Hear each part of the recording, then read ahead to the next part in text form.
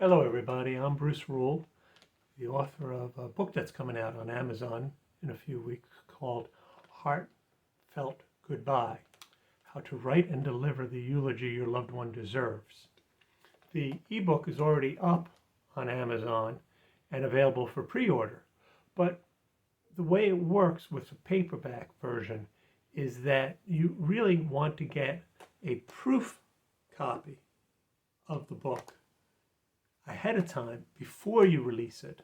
So this way you can look through it and see if there's any problems with it, if it was not looking particularly good. So this way you can get those tweaks done, fix it before the publication date.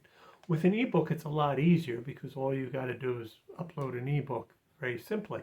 But if there's a problem with the paperback, I would have to go back to my formatter with new edits, have them take care of it and send it back to me and then upload it.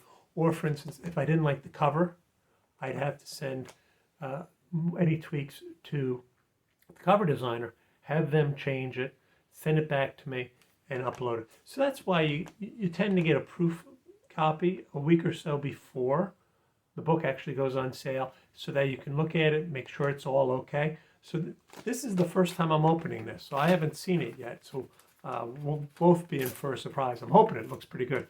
But the envelope itself was pretty banged up, so I'm a little concerned about the condition of the book. But we'll see what it looks like. Oh yeah, as you can see, it's been pretty dinged up in the mail, unfortunately. But I think the cover looks good. You know, I think it looks fine. You notice it says not for resale. This is what Amazon does when you order proof copies. They'll put a not for resale bar across because they don't want you selling it ahead of time before it goes up for sale on Amazon. But, you know, the back looks fine.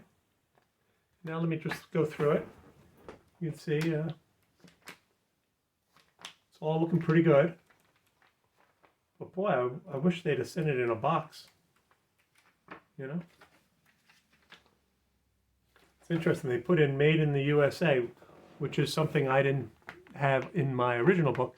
But it's also interesting because it was printed right here in Middletown, Delaware. I live in Lewis, so it's not that far away. They must have arrangements with local printers to print the books. So that's how come I got it so quickly, I guess. Maybe what they do is they have arrangements with printers all around the country, for all I know. I don't, or maybe I just happen to live near an Amazon printer. But I think it works pretty straightforward. You notice it's very thin because when I originally wrote it, I wrote it as an ebook because I wanted a nice concise guide, step-by-step process through how to write and deliver your eulogy. And it's such a niche market, it's such a niche product that I didn't really want to make it long. And so I kept it really tight, really short.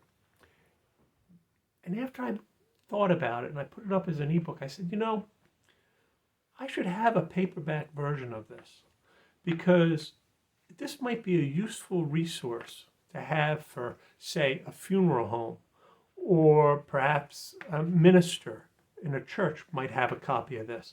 So this way, a parishioner dies or somebody comes into the funeral home asking about a funeral, the funeral director can say, oh, and here's a book that has some information about how to deliver a eulogy at a memorial service. You might find this helpful. So I did decide to put together a paperback version for that reason only, because I thought it would be a better resource for a lot of people to have on hand. You can't really do a hardback when it's this small, this few pages, because you need to have at least 75 pages to print a hardcover on Amazon, and most places even want 80 or more to really do a hardcover. And that's because the fact of the matter is you notice it's so thin you can't put anything on the spine. And the fact of the matter is that libraries and bookstores won't take a book that doesn't have a title on a spine. For instance, like this, you know, this you can see has a nice title. And that's because if this is on a shelf in the library, you can still read what it is. For a shelf on the bookstore, you can still read what it is. This obviously is not going to go on a lot of library shelves because it doesn't say anything on the spine. That's okay. I'm still going to let libraries know about it because it is a good resource. And who knows, maybe someone will carry it, maybe someone won't, I don't know. But I do think it's at least worth having a paperback version. It didn't take much extra time to do. It was only a few extra dollars as far as a cover design. So I went ahead and did it, and I'm hoping that people will buy the paperback version as well or as often as the ebook. Interestingly enough, both the ebook and the paperback version pretty much are about the same amount of money in my pocket at the end of the day. So it doesn't really matter as far as making money which format gets sold.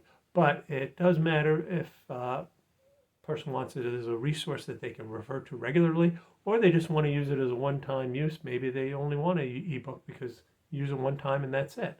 I don't know. But for now, I think the book looks pretty good, and I expect it's going to go on sale April 11th as scheduled, and I'm hoping that it'll do well, and I hope people will find it useful. I really do. Talk to you later.